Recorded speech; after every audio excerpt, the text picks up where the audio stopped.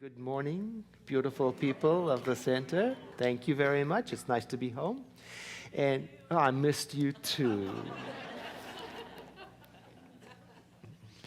I was talking to a colleague about this topic that we've got the whole month and journaling as a spiritual practice for the whole month of June. And he said to me, how on earth can you talk about a topic for a whole month?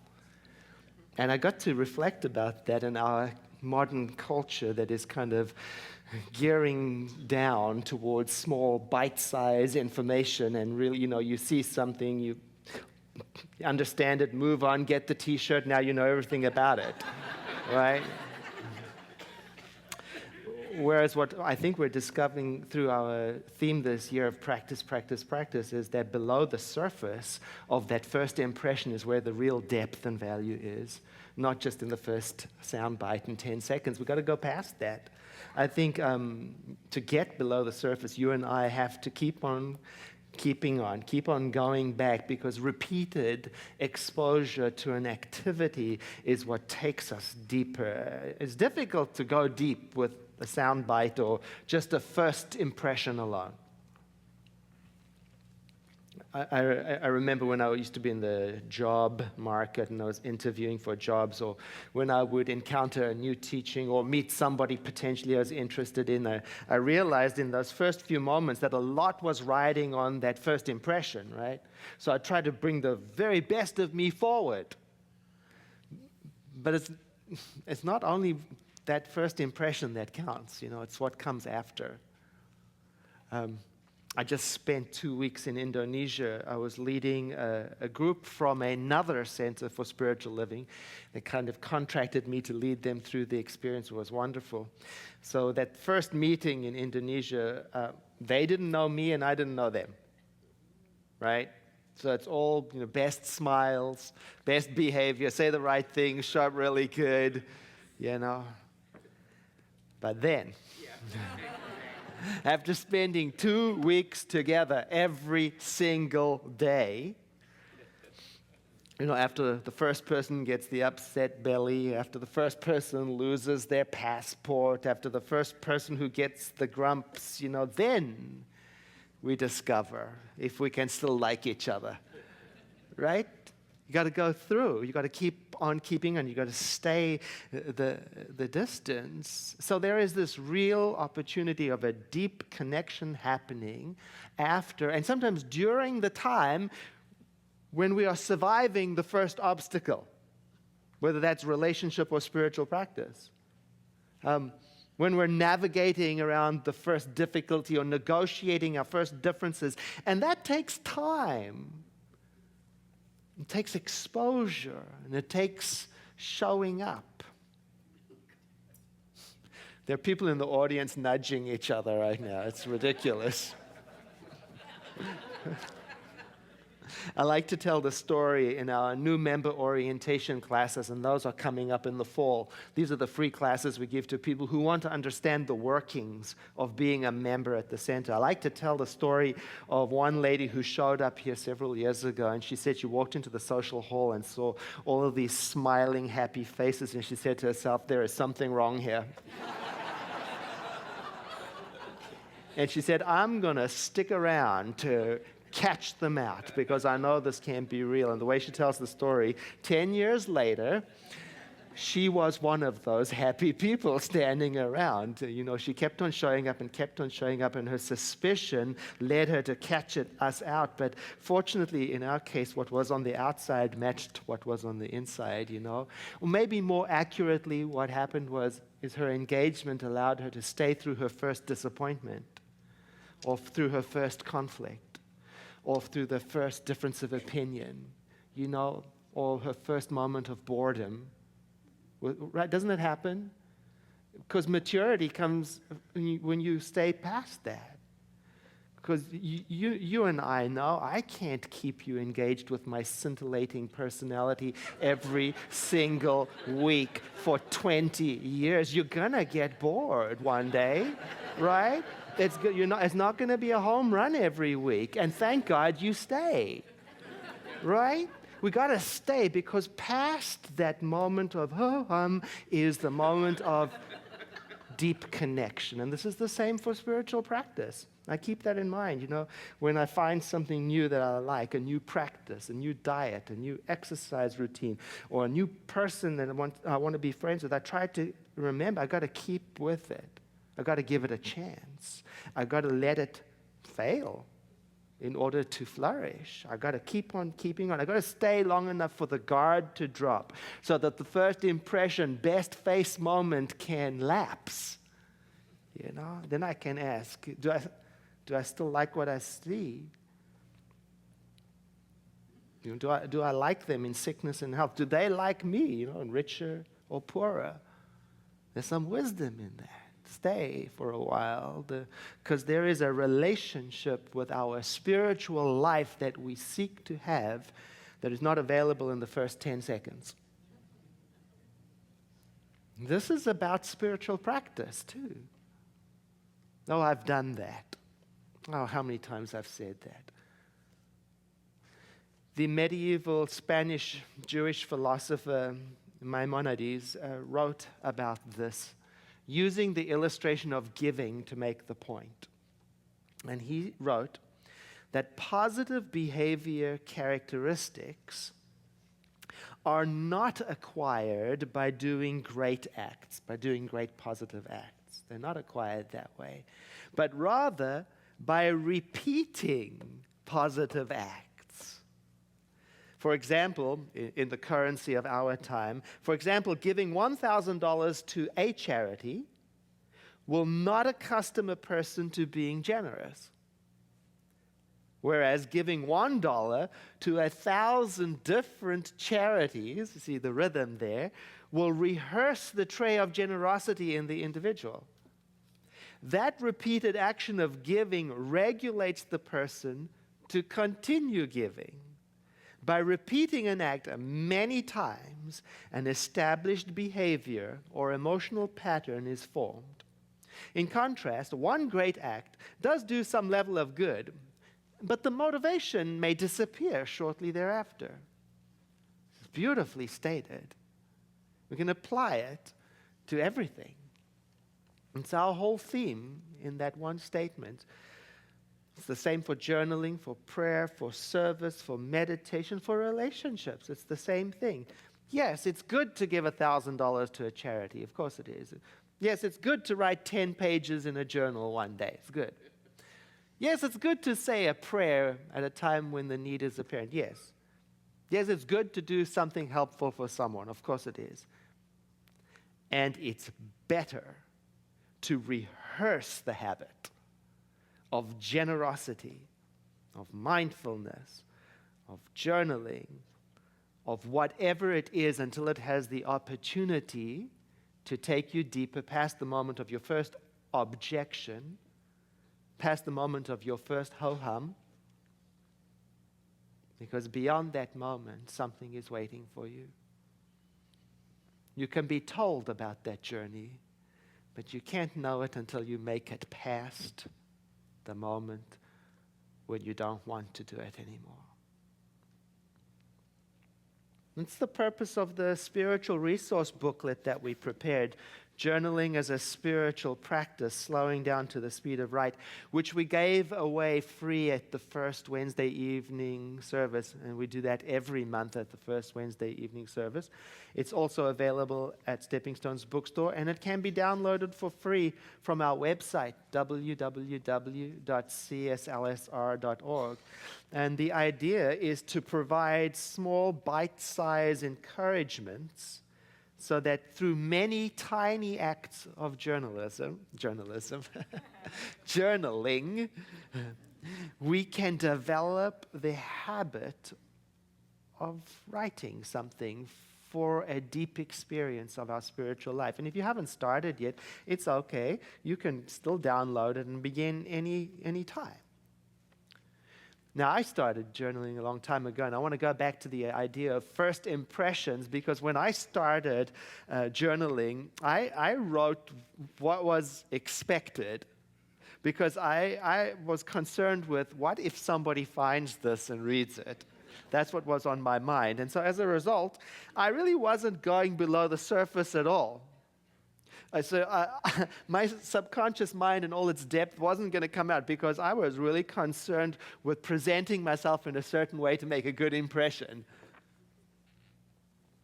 The thing is, and I realize this now, and maybe you know this too, that even when we are putting on our best act, the real you and the real me comes forward. It peeks out anyway. And I keep that in mind when I go back to old journals and I look at them. I read them with this question in mind. What is peeking out at me through the presentation? And it's always there. Even if I think I'm writing a good thing down, if I just come to the reading with a mind to understand, I find it there. I had a real good experience of this many years ago when I went to teen camp with several of the teens from our center. We would sit in small groups, hundreds of teens in small groups, and discuss things. And in one of the meetings, one of the teens was having a difficult time with expressing about a difficult situation. And so we tried something. I asked her to turn around and face her back to the group so she couldn't see them and their reactions and responses. And to the group, I said, while she's talking, I want you to listen in between the words. Listen to what is being said without the words, or listen to the feel. In other words, try to ask yourself as she speaks, what is going on here? And because she had the freedom to not react to their responses, and they were listening deeply without observing her face, something happened, and they were amazed at the depth of their understanding of each other when they just asked the question, what is going on here? I take that question with me when I go back to old journals, and I take it in the form of a highlight, and I read it and say, what is going on here? And I'm always amazed at what patterns just rise up from the pages in the form of repeated words or in the form of words with energy. And I highlight them because I'm looking for my theme. Why? Because sometimes you and I, we are not even aware of what we are presenting in the form of that theme, but it'll come out. And as I highlight these things, I realize sometimes, wow, I have not been listening to the prompts of my subconscious mind. I have not been paying attention. And as I started to pay attention, I started to be really impressed with how much I was learning about myself just through the act of writing. So I began to throw caution to the wind and never mind who would ever read it and write in any style, in any speed, whether I was writing tidy or untidy, big letters or small letters about this, I just wrote. Actually, I didn't completely stop worrying about who would read it.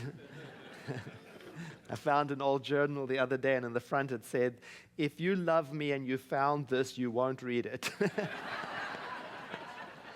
So apparently I'm still a little bit worried about how I appear. A lot worried. A whole bunch. Indeed, some of my journals I keep locked away. As they should be. Some of them. One of the unexpected gifts I received from writing journals is that in the going back to read old ones, I found I could reread what was going on in my mind at various stages of my life. What was in my mind when I was turning 30? What was in my consciousness during September 11th?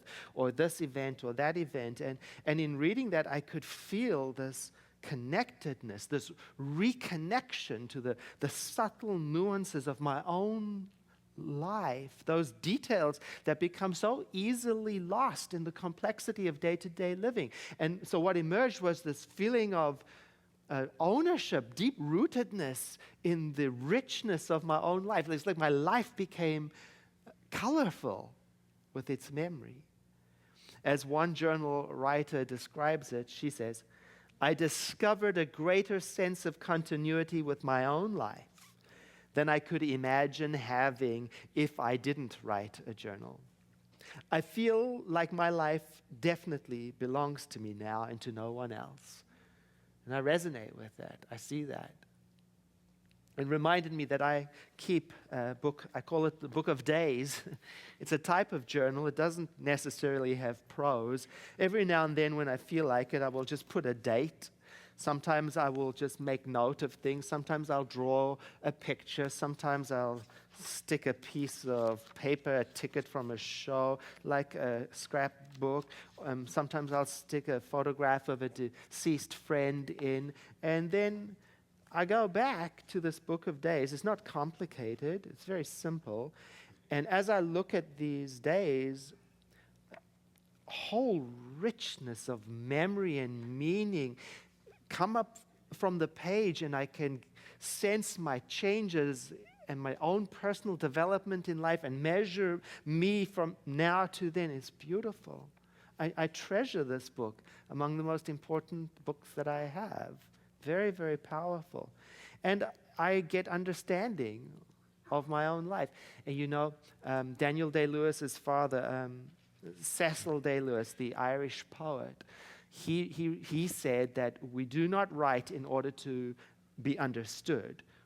We write in order to understand. And I get that. Through writing, I have come to understand myself.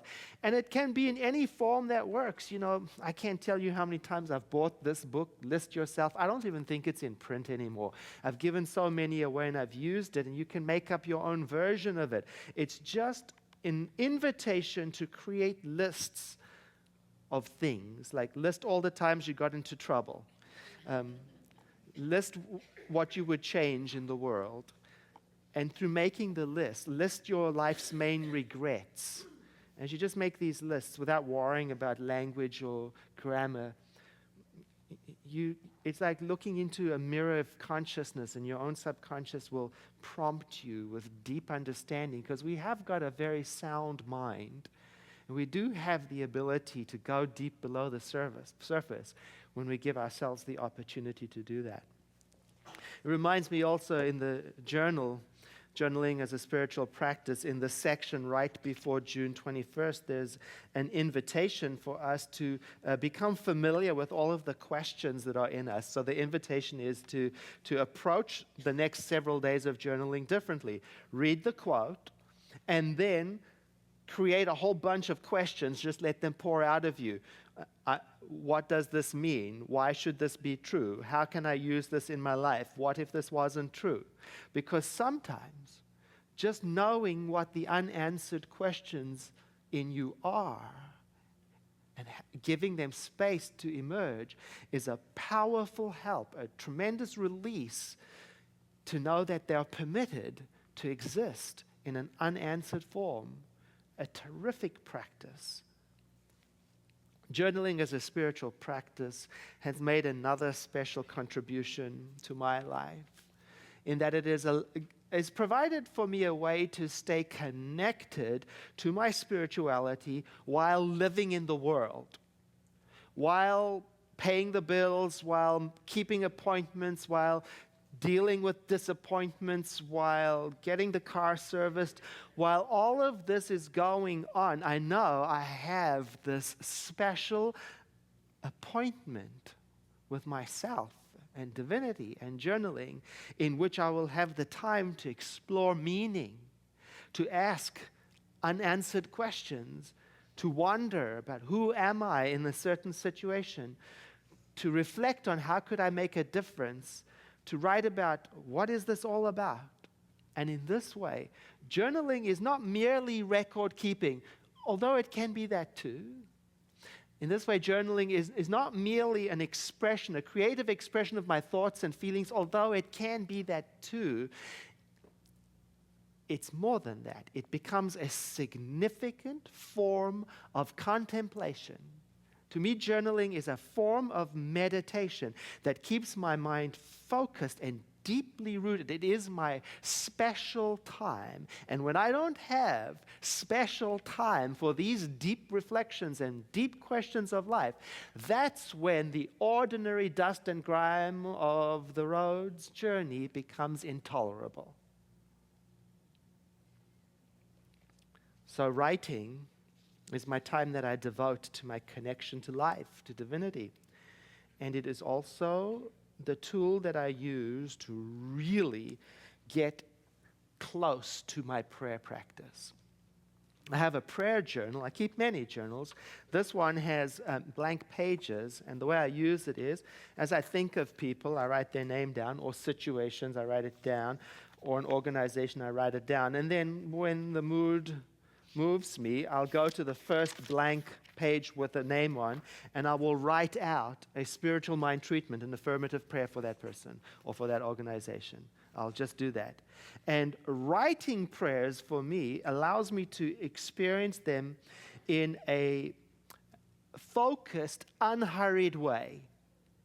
And I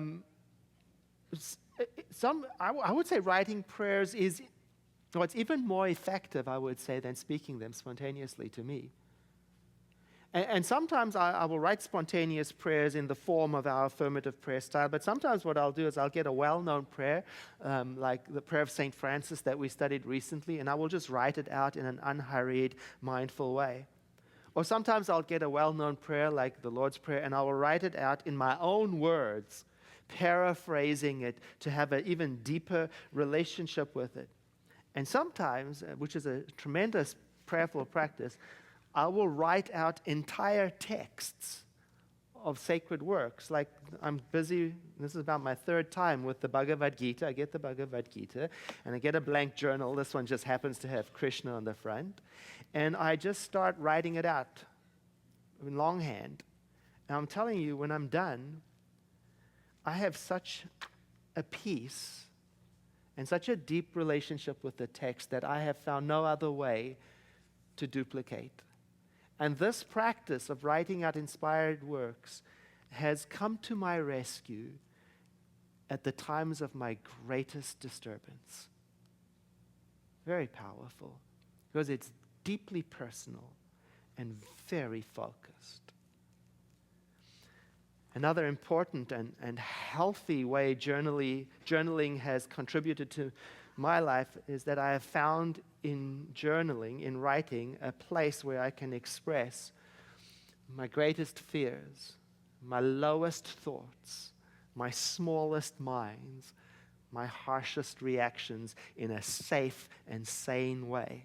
So when I'm feeling down, I write about it. And for me, the response is relief. I like to always say this caution when I talk about writing about down stuff and about fears and grievances, is that if all of my journal writing, all of your journal writing, if all of it is persistently negative and depressed, that's a certain sign that you and I need additional help.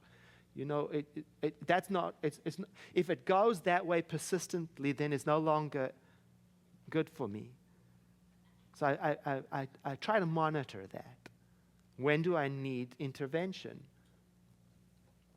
Through writing regularly, I've found that I have become less reactive to the world and less controlled by urgency, less.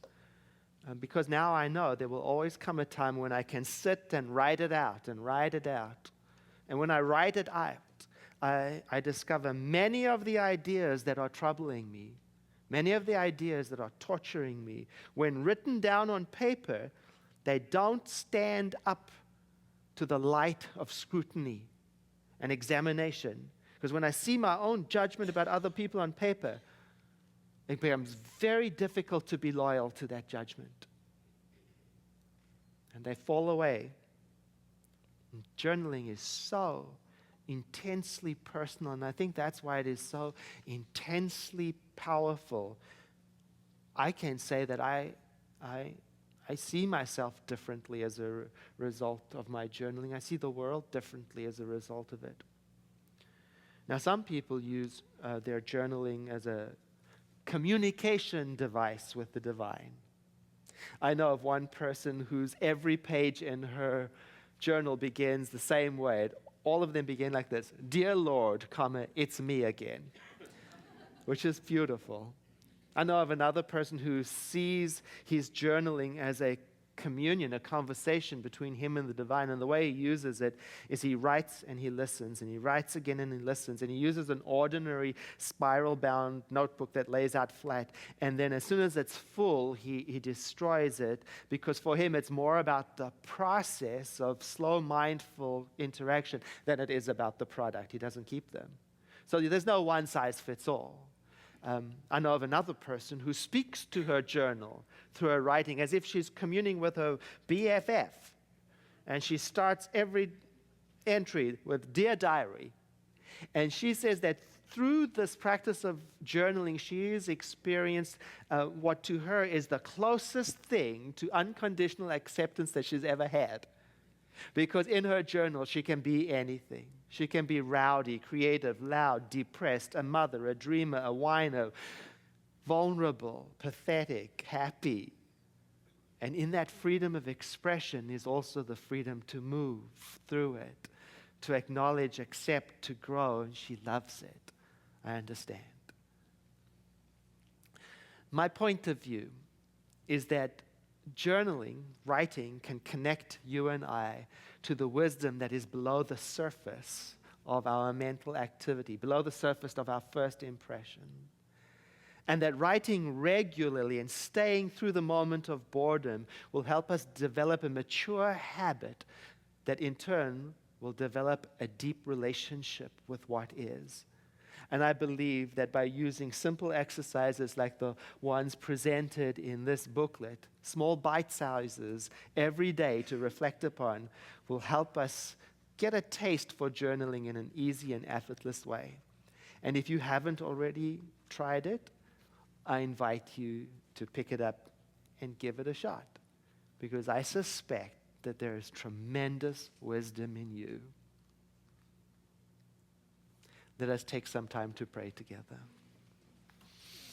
So I invite you to breathe in, and as we exhale, let us take our thought to prayer. And let each one of us in our own way acknowledge what divinity is to us. Whether we use words like the thing itself, or we are thinking of the energy of creation, or whether we are thinking of concepts such as eternal or everywhere present, we are each dealing with the exact same thing, but in our own way. And in so doing, we are reacquainting ourselves with our connection in it or to it, realizing that words are inadequate. We are simply dealing with the feeling of oneness in all that is. And from this feeling, there rises up in us the affirmation of the idea that within each one of us is an infinity of ideas and possibilities. And that we have the freedom to reflect mindfully on what to express and what to let be. And we have the freedom to be responsible for what we bring forth in the world and what we let be. And that as we pray in this way, we realize a deep sense of connection to the power of life itself.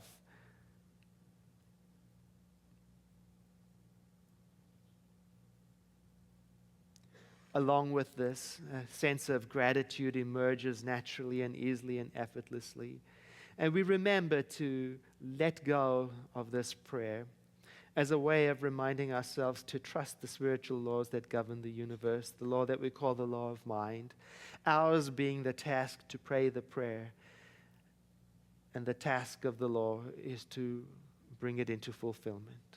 And so we trust and go forward, alert, alive, awake, and excited with the possibility of what might be living through us in any moment. I invite you to breathe in with me.